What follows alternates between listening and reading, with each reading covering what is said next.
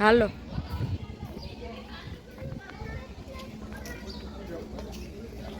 राजा को स्वयं का धन 25 लाख रुपए व राजकोष में 20,000 अशर्फियां देश के लिए अर्पित, जिससे महाराणा प्रताप और मेवाड़ मातृभूमि को आजाद करवाया। ईस्वी में महाराणा प्रताप का जन्म हुआ था। इस किले की ऊंचाई समुद्र तल से 3,568 फीट की है। इस दीवार का नाम ग्रेट वॉल ऑफ चाइना के बाद द्वितीय पायदान पर दर्ज है। इस किले के अंदर 360 प्राचीन मंदिर हैं। उन मंदिरों में से जग प्रसिद्ध महादेव का मंदिर सबसे प्राचीन है। कुंभलगढ़ किला यहाँ से 65 किलोमीटर की दूरी पर है। कृपया अब आप मेवाड़ की प्राचीन राजधानी चित्तौड़गढ़ का है। इसी किले के अंदर महाराणा प्रताप का बचपन बीता था। इस किले की तलहटियों में महाराणा प्रताप ने अपने गुरु से शिक्षा प्राप्त की थी। ये किला 12 वर्ग किलोमीटर में फैला हुआ है। इस किले पर जब भी विदेशी आक्राताओं ने आक्रमण किया और उस आक्रमण में कोई भी राजा व सैनिक वीर गति को प्राप्त कर लेते तो उनकी पत्नियां वीरांगनाएं अपने सतीत्व की रक्षा करने के लिए जलती हुई अग्नि में कूद प्राणों को त्याग देती थी, जिसे हम जौहर कहते हैं। चित्तौड़गढ़ में 3 मुख्य बड़े जौहर हुए थे। प्रथम जौहर 1303 ईस्वी में रानी पद्मिनी ने 16,000 स्त्रियों वीरांगनाओं के साथ जौहर किया था, सिर्फ अल्लाउद्दीन खिलजी के कारण। दूसरा जौहर 1535 ईस्वी में गुजरात के शासक बहादुर शाह के आक्रमण के कारण रानी कर्मावती ने वीरांगनाओं के साथ किया। और तीसरा जौहर 1568 ईस्वी में जब अकबर ने चित्तौड़गढ़ पर आक्रमण किया, उसी समय रानी गुंडुंगरी ने 7,000 वीरांगनाओं के साथ जौहर किया। फिर भी अकबर का मन नहीं। जैन मंदिर, कालिका माता मंदिर, भामाशाह हवेली, कुंभाश्याम मंदिर, फतेह प्रकाश महल हैं। ये किला यहाँ से 140 किलोमीटर दूरी पर है। ये देखते हुए सभी अतिथि आगे की तरफ चले। एक रात्रि बनवीर सिंह को मौका मिला। वो राजकुमार उदय सिंह के बड़े भाई विक्रमादित्य सिंह की हत्या करके राजमहल की तरफ आगे बढ़ा। इसकी सूचना पन्नाधाय को लग गई। कुछ समय तक पन्नाधाय चिंतित हुई।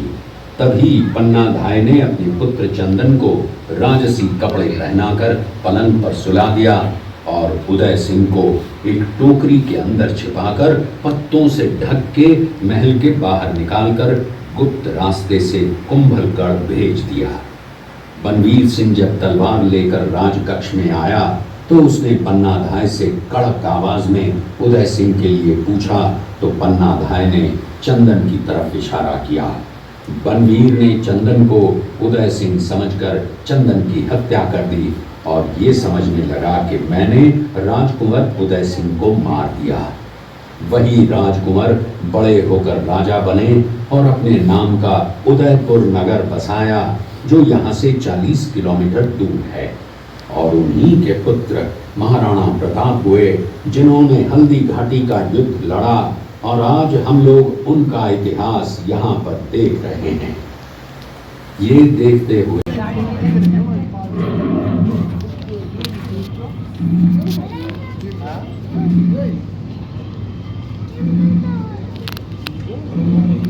ये घटना महाराणा प्रताप की वीरता को दर्शाती है।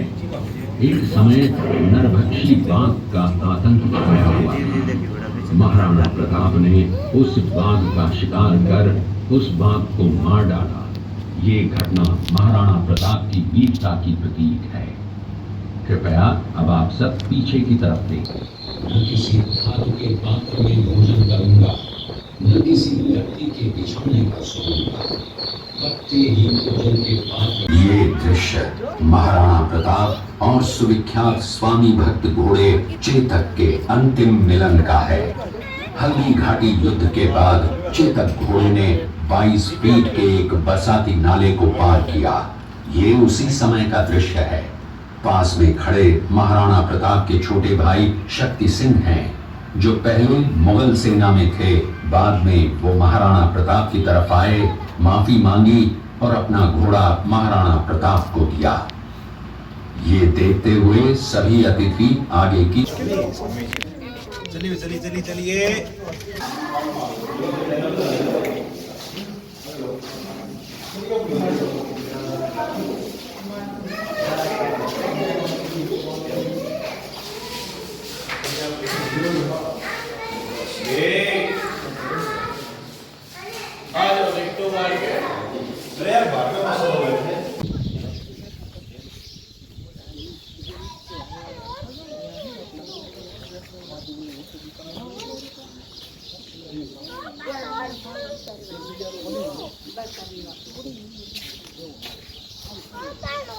પણ વાંધો છે કઈ એટલે બે ગયા નથી બે બસ તો हाँ बेटा 6 बजे कोई बात नहीं।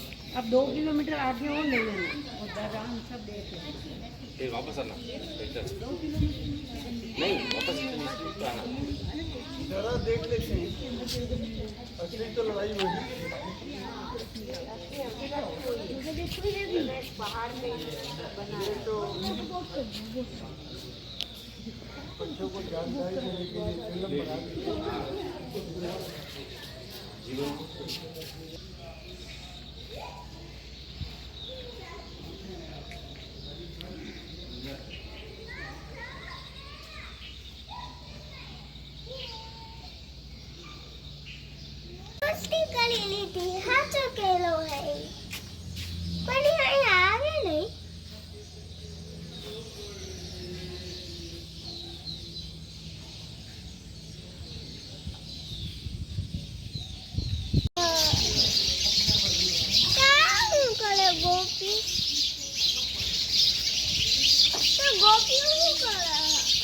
આ રહી જો કંઈક બનાવે છે રસોઈ રોટલી જો હાથમાં બેલન છે અહીં નાગદાદા બેઠા જો જોયું